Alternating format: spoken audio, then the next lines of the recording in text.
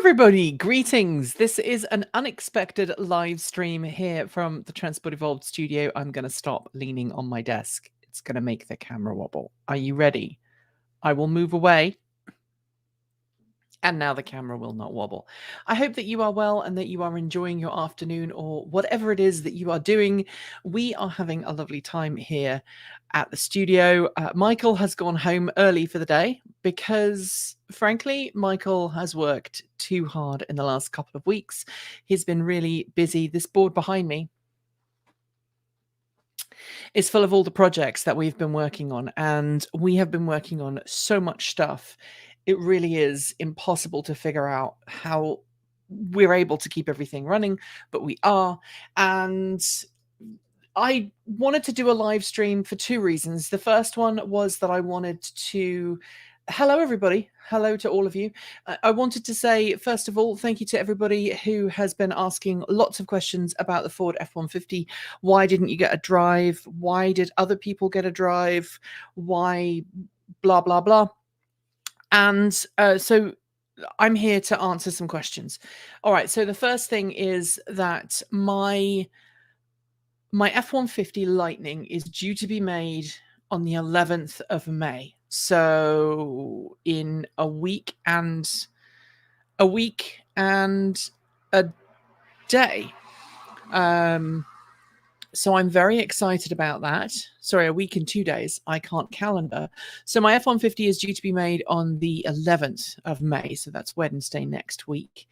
It's not going to be arriving until the middle of June. The reason is that when you have any vehicle that is made at a factory, it has to be inspected, it has to be batched up, and it has to leave the factory along with other vehicles that are going to the same place or a similar part of the country, or at least can be dropped off en route. So it's going to probably take a month maybe for my pickup truck to go from Michigan all the way out west to my local dealer. My local dealer will have it for a day or so.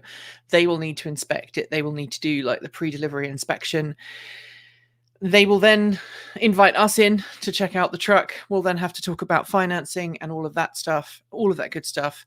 And then finally, and only if we approve the truck and we are approved for financing and everything goes well, only then do we actually get to drive it home. And a lot of people have been asking, I'm not sure it's because in different countries things are done differently, but over here in the US, you tend to kind of wait until your truck is actually at the dealership before you finalize a lot of the paperwork.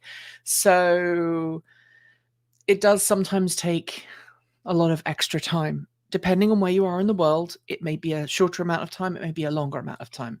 I know that when we ordered the Mustang Mach-E that we ended up deciding not to buy, it took the best part of a month to go from being made in Mexico all the way over to the dealership here in Portland. So that's the first thing. Second thing, why did we not get to talk about the driving experience? Why did we not get to talk about all these other things when there were people there who have put YouTube videos up online talking about what it's like to drive the F-150? Now, I don't want to speak for any automaker or any car company, but usually when a journalist experiences a vehicle, there is an embargo on that driving experience. And in order to be fair to all of the journalists that were going to the drive event that is taking place right now in the southwest of, or the south of the US, I guess it does count as the southwest, although I don't think of Texas as such. There's a drive event happening in Texas right now. We are not going, partly because we had already got a commitment to do something else, and partly because we as a channel had said we're not going to go to Texas for reasons pertaining to how Texas is treating people from the LGBTQ communities and how it's treating women's reproductive rights. And so we made a stand and said we're not going. Ford understood. And therefore, hopefully, because I've got one on order, I'm going to be able to review it anyway. So yes, you're going to end up waiting a little bit longer. And yes, we may not be the first people to review the F-150 Lightning, but you know us, we like to take our time, we like to make sure we get things right, and we like to make sure that we provide context and important background to a vehicle rather than just drive it and say it's amazing, blah, blah, blah. Because I was a journalist and I was at that event, I was treated like every other journalist. No journalists were allowed to drive the vehicle. That's not on me. That was just a decision from the Ford team. Now, I don't know if anybody said you cannot put GoPros in the car as a customer when you drive it, but obviously there were some people who are early adopters of that truck, like me, early customers who decided they were going to film their drive experience and then put it up on YouTube. Some of them have put them up genuinely as, hey, I am driving this. I'm so excited. I'm going to be buying one of these. Someone who's not necessarily an influencer or a YouTuber. But I have seen at least 2 first drives that are reported as such by people who were at the event last week, who were reservation holders, who appear to have got behind the wheel and driven. I don't know why. I'm just abiding by the rules that I was provided. So that's the way it is. So that is why we did not have a drive. When we weren't being, I don't think we were being discriminated against. In fact, if anything, I was being treated like every other journalist at the event. Every journalist at the event only got a ride if they wanted one. No journalist that I'm aware of got a drive unless they purposely went to the event creating the impression that they were just there as a customer, not as a journalist. Of course, I couldn't do that because most people in most automakers know who I am. So that's the reason behind that. So please don't get offended or upset or cross or say that we didn't cover it properly. We've seen a couple of people who were kind of upset that we didn't drive it. We didn't get a chance. All right. So we have decided, look, from an editorial point of view, we will not attend events in states where our team would not normally be welcome. It puts our team in undue danger. That is not to say that the automaker in question would give us a hard time, but it's to say that we are in an area where if the team member says they don't feel comfortable, they don't feel comfortable. And after what's been going on with Texas in the last 6 months to a year, that is the reason that we decided that we were not going to go to that, as well as obviously having pre-existing commitments. So I'm not an influencer. I'm not here to make money off likes and views. I'm here to give you guys the information that you need to make your world a cleaner, greener, safer, and smarter place. I know a lot of people are very critical of that because they feel that, well, you shouldn't care what people think. But at the end of the day, we have to make sure that everyone on our team is safe. And there have been, events that we've not gone to in the past because of where they've been held or because we were at additional risk from COVID. So that is the reason that we are the way we are. And I know that not of all of Texas. Please don't feel that we are saying all of Texas is this way. Our decision not to go to the Ford event was primarily because we'd said we weren't going to go to Fully Charged Live in Texas. We made a stand on Fully Charged Live in Texas. It would be incredibly hypocritical of me then to turn around and go to Texas to drive an F-150. Does that make sense? We said we weren't going to go to Texas and support an event in Texas when it was a show because we wanted to send the message that, no, we don't think people should be holding shows and events in Texas. I think that it would have been incredibly hypocritical had I then turned around and said, bye guys, I'm going to go ride the F-150 Lightning. It just wouldn't have been appropriate. So that is the reason why we made the decision we did. And you can disagree with us, and that's totally okay. But at the same point, that's the reason we did what we did. All right. So the second thing I wanted to talk to you about is obviously the truck and some of the things that we want to do with it and some of the things we want to change about it, some of the modifications. That's going to take some time and some preparation. I would love to know from you all if you would be interested in us doing a feature, maybe trying to get together with a paint protection specialist. Would you like it?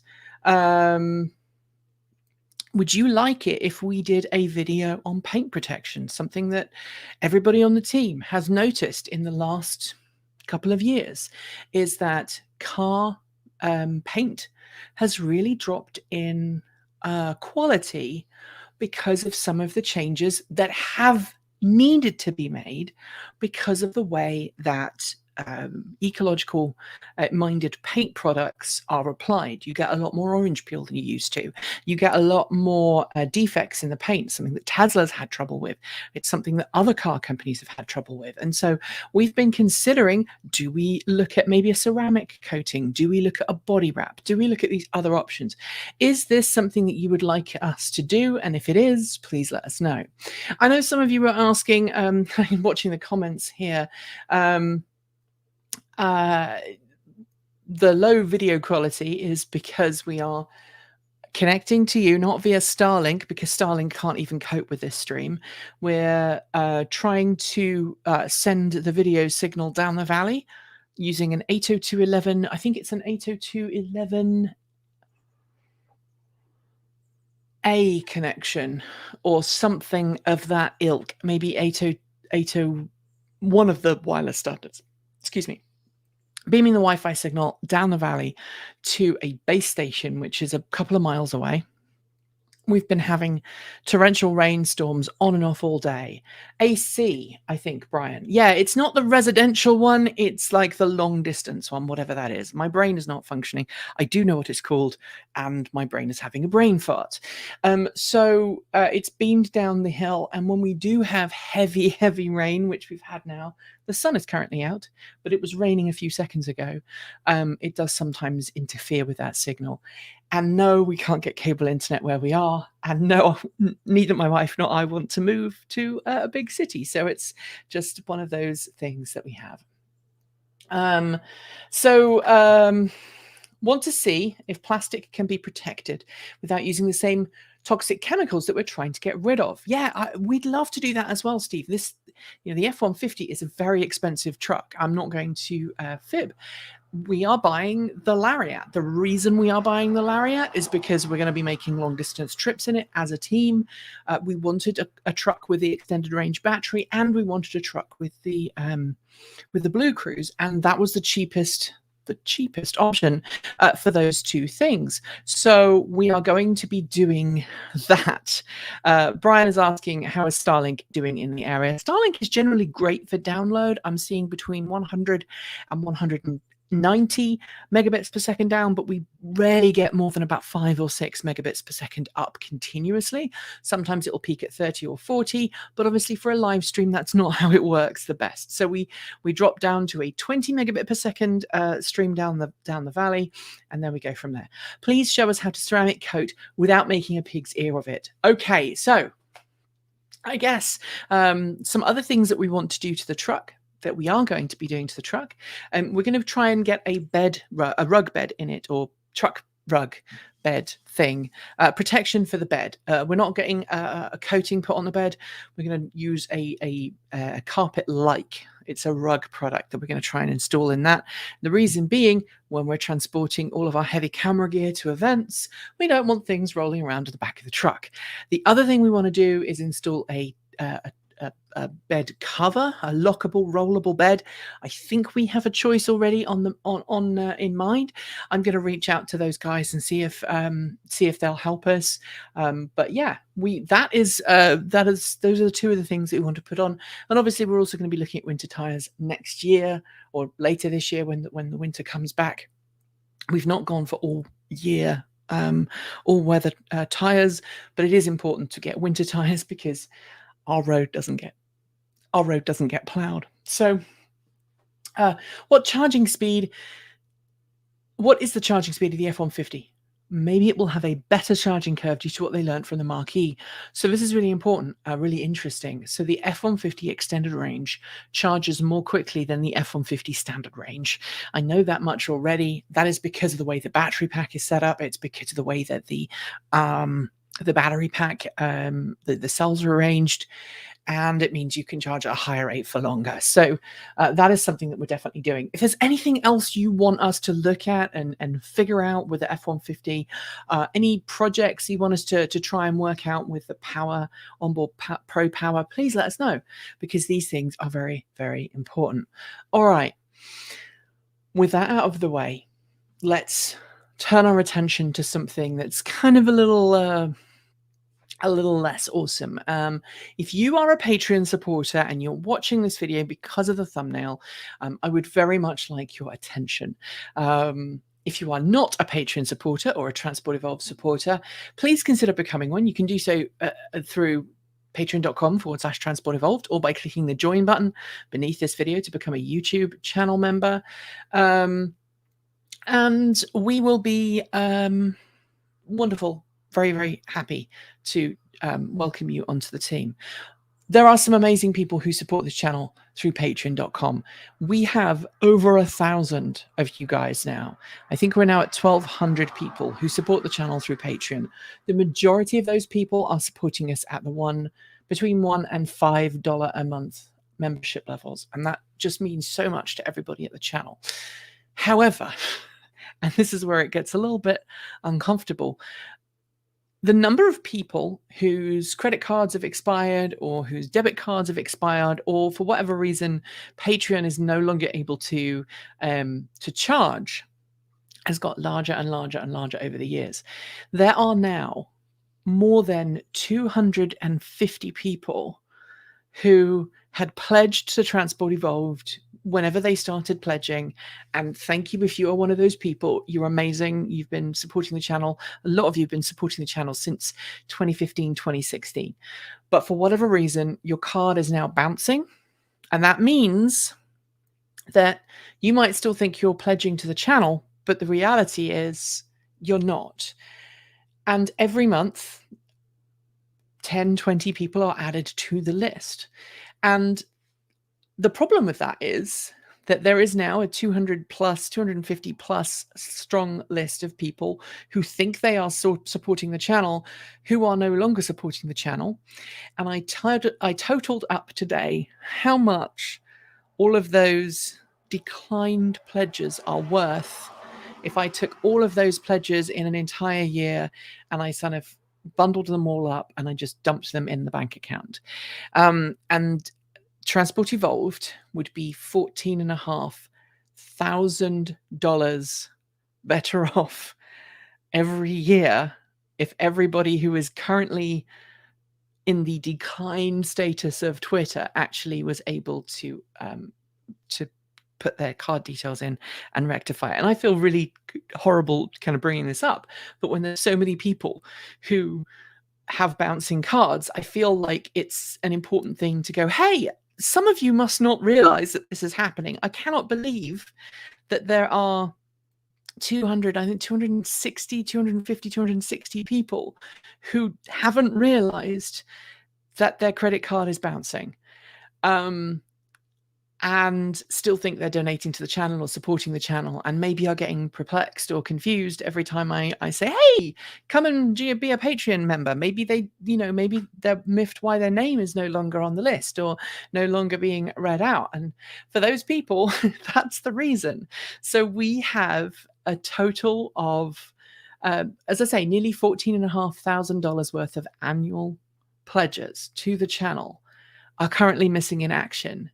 Because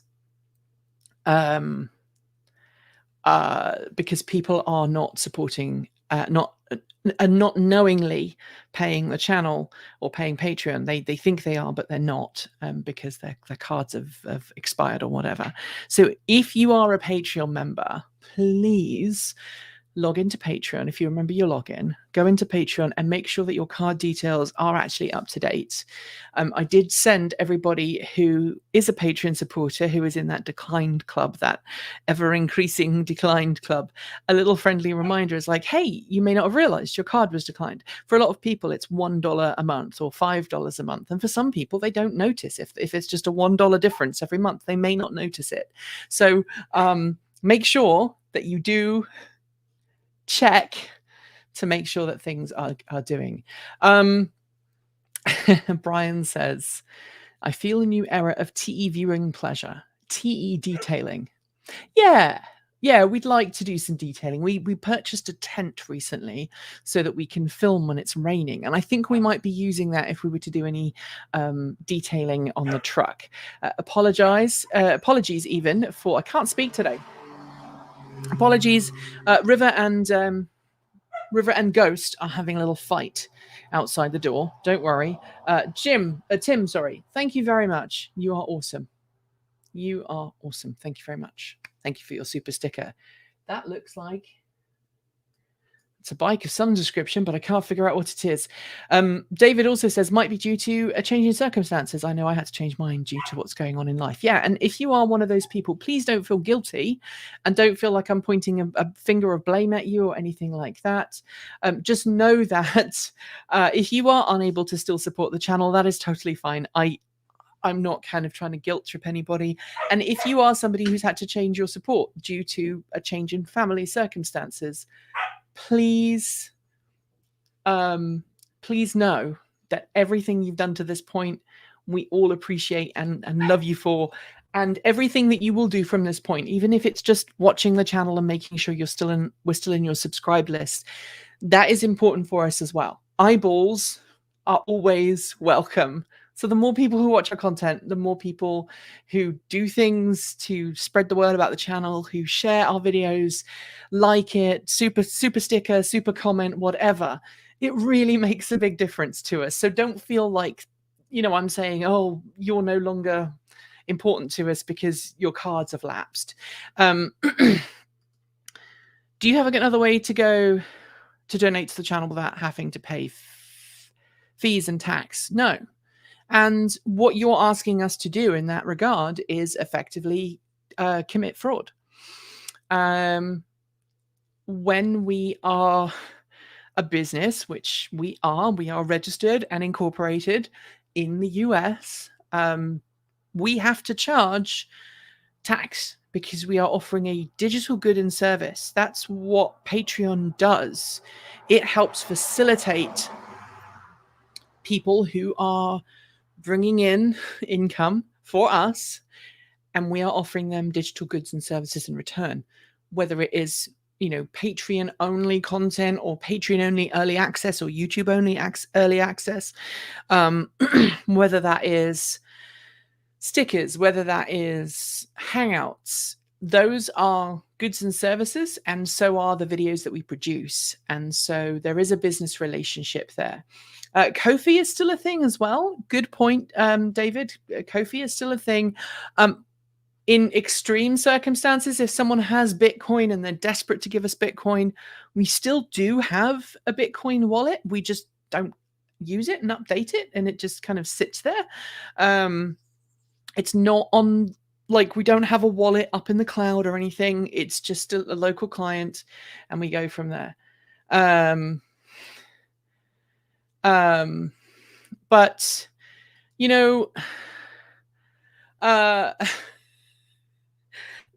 I know you would just want to give to the channel and have nothing back from it, but that's not how the governments of the world view it. As far as the governments are concerned, we have a business relationship with people, right? So people give us money and we give them something in return. Now, it's something that is freely available and you don't have to pay for, but at the same point, you are still giving us money to do something, and therefore we have to charge tax. We have to report those things. The whole reason we went to Bitcoin, it's not Bitcoin. The whole reason we went to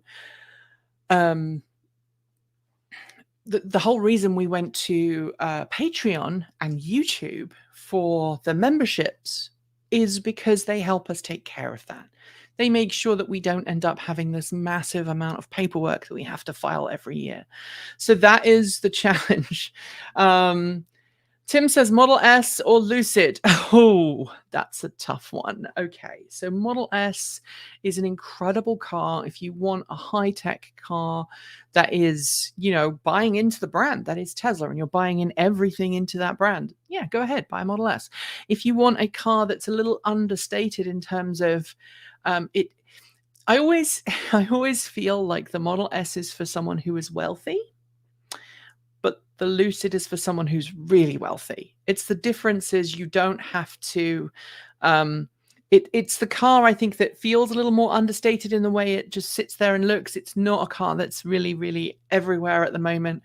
And the interior, I think, of the Lucid is better than the interior of the Model S. It's more conventional in that way. Helianthropy, thank you very much. Consider the extra 79 cents to be humorous. Thank you very much. I'd be interested in seeing your perspective and experiences at dealerships buying EVs. Okay, so lots of people are asking about this. Lots of people are asking about the F150 and whether we're going to be paying extra. I don't know. Okay.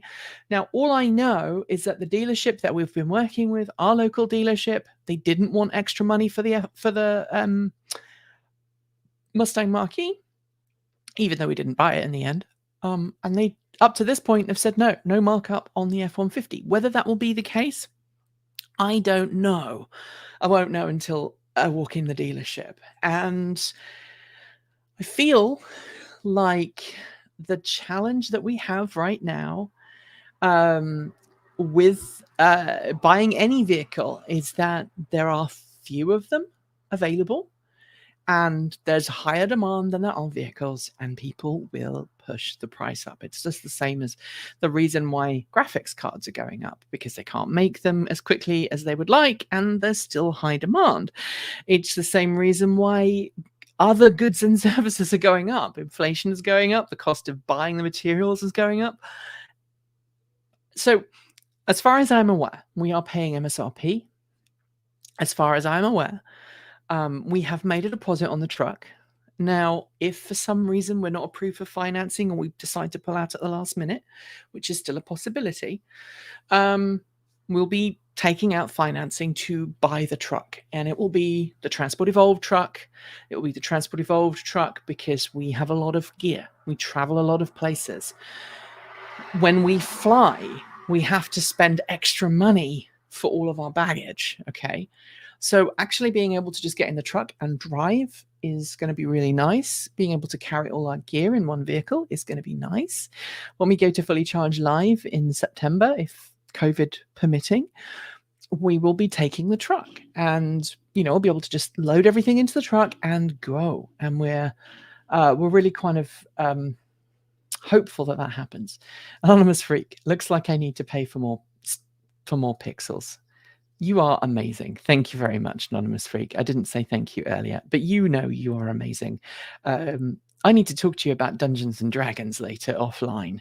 Yes. How many kilowatt hours has your solar produced? Well, we had an update last week. I don't want to kind of revisit all the things that we've already done on the channel, but it's clear that you guys would like to have a bit of a chat and live stream, so I'm more than happy to do that.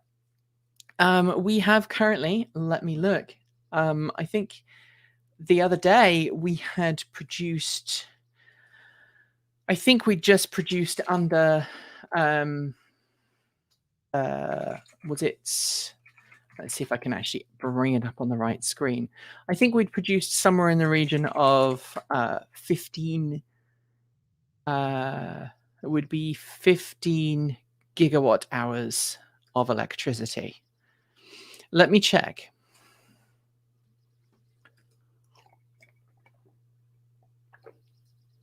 WagonCon in the Dales is this weekend. They're having full COVID protocol still, in spite of being a conservative town. If you feel like going, do you know, that sounds fun. It really does. I'm supposed to be doing air conditioning wiring this weekend. Let me tell you how much we've generated since we installed it. So we are now at 15.6 megawatt hours. So in the last week, we've generated a significant amount of electricity.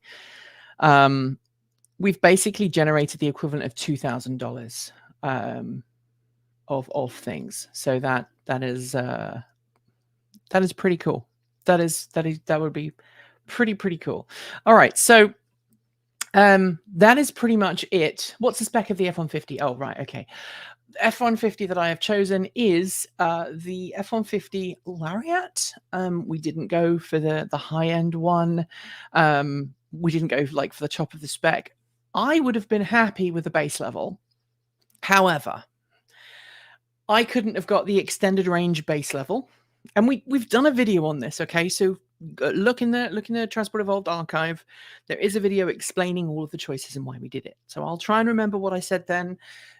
My reasons haven't changed, obviously, but if I forgot something or I've added something here that I don't in that video, please don't feel that I'm just trying to BS my way out of it, because I'm not. It's been a busy week and it's only Monday.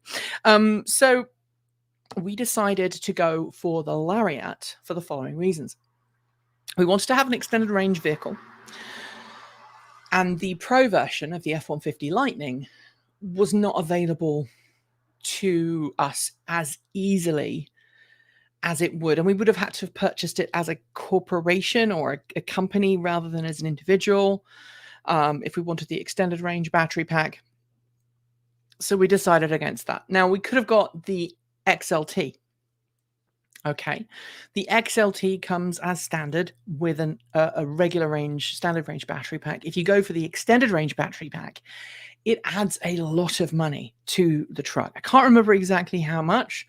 If you just bear with me, I'll bring up the I'll bring up the little configuration tool, but it was significant. I think it was something like 15 grand over the price of the regular F150. So the F150 Lightning, or the XLT, sorry. So it would have been pretty expensive. Yeah, 20,000 to get an extended XLT. So here we go. So while the Pro starts at 39,974, we could have got an extended range of that, but it would have had to have been a little bit more jumping through hoops. The XLT starts at 52,974, but if you go for the extended range battery pack, that bumps it up to 72,474. All right. So if I go with a Lariat extended range, the Lariat extended range starts at 77,474. Now, because of that, it makes more sense for us to go with the extended range Lariat than it does with the extended range XLT, because for that $5,000 difference, you actually get a whole lot more, including you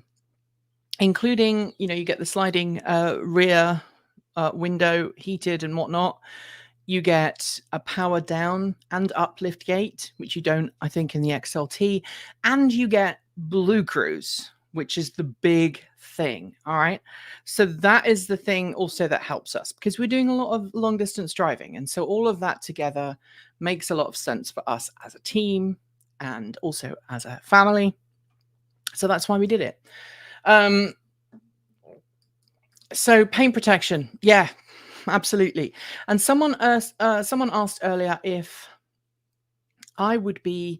would I have thought 10 years ago that I would have owned an electric pickup truck? Well, 10 years ago, I was still living in England. Okay.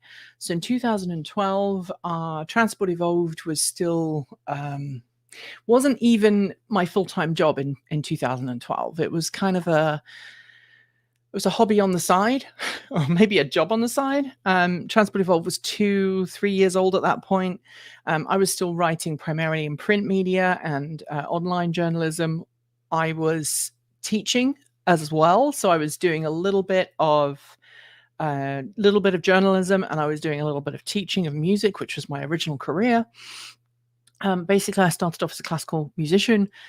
I was a teacher for 10 years, and then I started to migrate over to automotive journalist. And so I started by doing less and less music teaching and more journalism. And it got to the point where I was doing journalism half of my time and music teaching half of my time.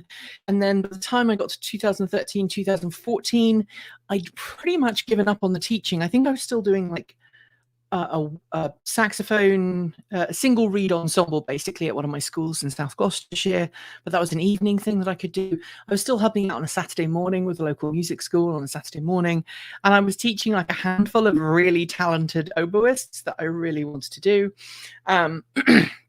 So I really wanted to teach, and I wanted to help them get to music college. Some of my former students are now professional musicians who went to music college and who are now doing what I did when I graduated. So that's kind of a weird thing. Back in 2012, I just adopted my kids. I'd had my kids for 2 years at that point. I was still kind of very much in mum mode. My kids were at primary school.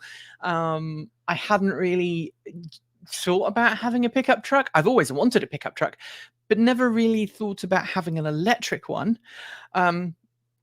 Now, I knew about the Ranger F1, the Ranger electric, and I definitely have always wanted one of those. And when I moved to the States, I tried very hard to find one, or an S10. Hello from another oboist from Australia. Oh, now I just have to ask Stephen the really nerdy question. Stephen, do you use thumb plates in Australia? I have to ask. It's just the thing. Do you use the conservatoire system, or do you use thumb plates? Do you play C like that, or do you play C like that? I need to know.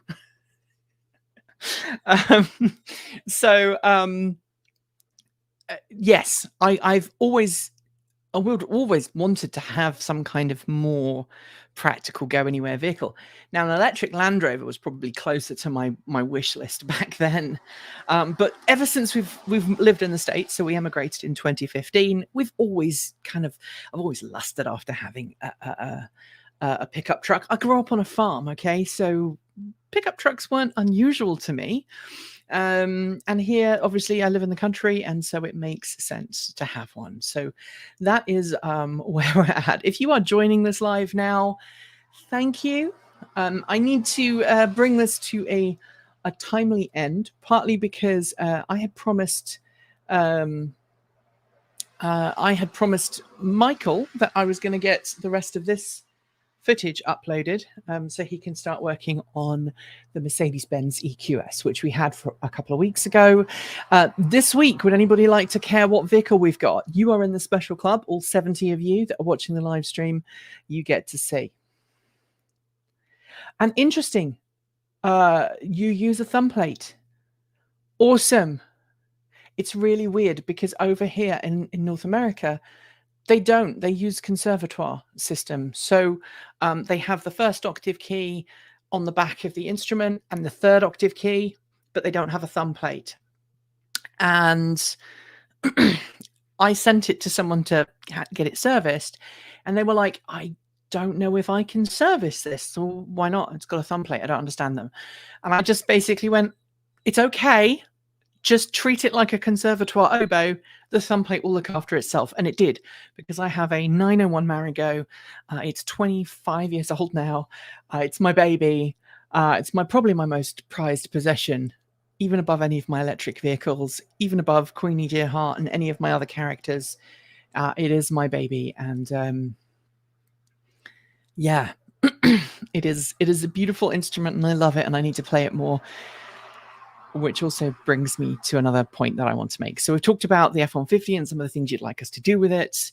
Nobody has guessed the vehicle that we've got on loan this week and the vehicle the week after. So we've got 2 vehicles on loan, one after the other. Unfortunately, they're both high-end, expensive vehicles. So that's a big droppy hint. Well done. That's one of them. The BMW i4 is coming in a week and a half's time. So we've got that for a week. That is arriving on the 12th. So the day after my pickup truck hopefully gets made, the i4 arrives at the house, and we will be driving that for a week and testing it. So we've already had the EQS, Anonymous Freak. Yeah, that was here a couple of weeks ago. Has anything happened to that old electric car you are doing up, the Honda Insight? So here's the thing. We haven't had the money to work on it. And you know what? If all of those people, 250 plus people who were Patreon supporters who are, for whatever reason, have their cards have elapsed or whatever, if everybody who has had a lapsed card got back on the joining things. Simon, thank you very much for becoming a new member. You are a YouTube member. High five. That's awesome. Thank you. If everybody who was a Patreon supporter or is a Patreon supporter but have had a declined card sorted out, we'd have $14,000 extra every month that every year that we could put towards projects like that. And someone asked, how is our financial flow now that we are one team member down? I mean, it was never problematic previously, but we are now certainly in a better position than we were. We've got some new Patreon supporters as well. So thank you to Jonah. Thank you, James, for your pledge. And I really appreciate that. Thank you for Peter Wing as well. You guys are awesome. And Neil. I cannot ignore all the wonderful people who are supporting the show by making more Patreon pledges. Does YouTube make a better in-cap per dollar or Patreon? Well, this is the thing. I don't know how much YouTube is charging overhead. YouTube doesn't break it down. How about that? So I only know at the end of every month how much money we get through Patreon. Patreon actually tells me how much was pledged and what the fees were. YouTube doesn't. Sandy felt the EQS was too opulent for him.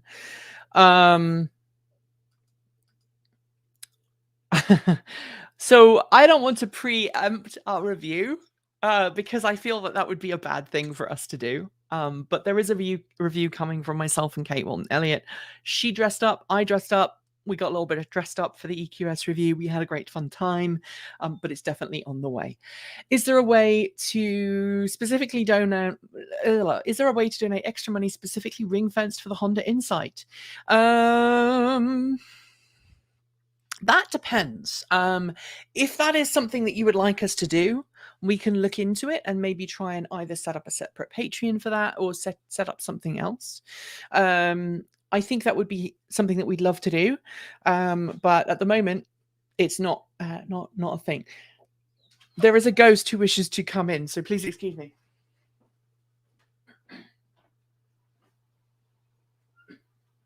Do you wish to see your fans? This is the guy who was just making all the noise.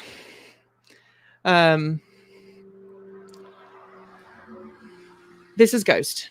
Ghost is a 6-month-old border collie. He's a slate merle, although some people argue that he's not slate merle. He is a slate merle. That's quite a rare part of border collies. Merles are basically genetic defects. But you are not a genetic defect. You are a good boy. Aren't you, Ghost? Good boy. Yes. Do not worry if you are unable to support the channel. I just want to say that again. Do not worry if you are unable to support the channel. Just watch the blinking videos, and that really helps. We are trying to get some sponsors on board and stuff like that. But like I say, if you want to support the channel with the for the Honda Insight, let me know. And if there are enough of you, then definitely we'll look into doing that. What is the matter, Mr. Ghost? I think we have a bored puppy, which is never a good thing. We have bored chickens and a bored puppy, which is, not good. Anyway, that is what we are up to at the moment at the channel. Like I say, thank you for watching. If you are... Okay, we're finished. We are finished, yes. He is standing on the floor, so you can see how big he's got. He is almost at my... he is at my tummy. That is it for this live stream. If you are, in fact, a Patreon supporter, please check your membership to make sure that it hasn't expired without your knowledge. And yeah, you do support by watching on YouTube. Please know that if you are unable to support us in any other way, just watching the videos on YouTube really really helps. It really, really helps, because the more eyeballs we have, the more likely it is that we're able to get more people to. Why are you eating my hand? The more people, the more eyeballs we get, the more likely sponsors are going to want to work with us on featured videos. And actually, car companies are starting to pay attention to that as well. So if a car company looks at your YouTube channel and they don't think you have enough eyeballs, they won't watch it. They won't let you have a car. Why are you biting? Are you trying to tell me something? It is 5 o'clock. That is the time that he wants to go out. Unfortunately, you have very sharp claws. Yes. You have very sharp claws, and I'm not going to rub your belly. Look at that. I don't know if you can see that, but he's just unintentionally scratched my arms quite badly. So that is a ghost. That is a ghost. He has made an appearance. So yeah, let's see if we can get at least one half of the people who were Patreon supporters and now are lapsed back on the Patreon train, because that really would make a major difference to our income every month. I might actually be able to start paying myself at that point. Might actually be able to start paying myself.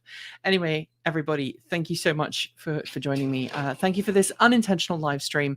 Oh, and Mr. Ghost is going to play you out, because this is what he does when he's bored. He hits the doorstop in a passive aggressive manner.